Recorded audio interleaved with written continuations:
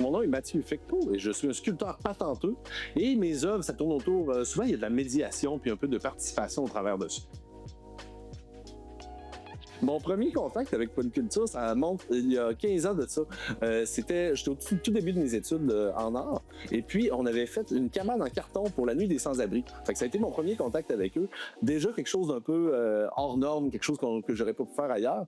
Et puis, depuis 15 ans, donc c'est ça, j'ai pu collaborer avec eux dans différents projets. J'ai fait une machine à crêpes de 16 pieds où les gens pouvaient venir se servir et c'était des artistes qui servaient les crêpes. Aussi, avec Polyculture, j'ai fait le tricot mobile, qui est un tricycle qui tricote des tucs en une quinzaine de minutes. Et puis, c'est un projet qui nous a permis de se promener dans toutes sortes d'organismes, d'aller rencontrer des gens et de parler autour du tricot et aussi de la médiation culturelle.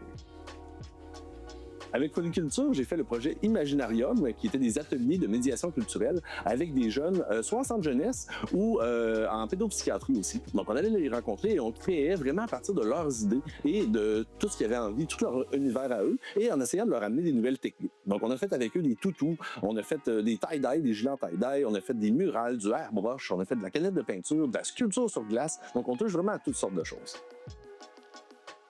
Travailler avec Polyculture, ça m'a permis, entre autres, de travailler pendant plusieurs années comme tricoteur professionnel. Alors que moi, je suis un sculpteur, mais là, je pouvais faire du tricot et gagner ma vie comme ça en allant rencontrer des gens. Donc, ça m'amène dans toutes sortes de pistes vraiment super intéressantes.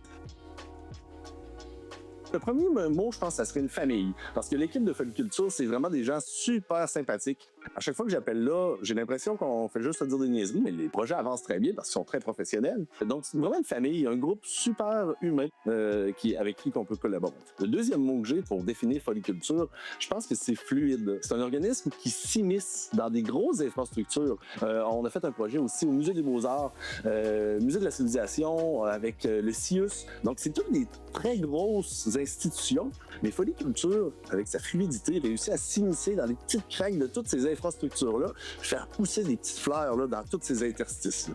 Le troisième mot que j'aurais pour définir Polyculture, c'est que c'est des vétérans. L'organisme existe depuis 84, donc c'est plus vieux que moi. C'est un organisme qui est sans frontières. Il se développe un peu partout dans des cégeps, en région, assez loin. Donc c'est un organisme qui vaut vraiment la peine d'être suivi, de voir tout ce qui peut se passer. Parce que moi-même, en tant que collaborateur de Polyculture, très souvent, j'ai une infolette, puis il y a une activité qui se passe que je n'avais pas entendu parler. Donc, il y en a vraiment pour tous les goûts. Donc, on est toujours surpris positivement avec Polyculture.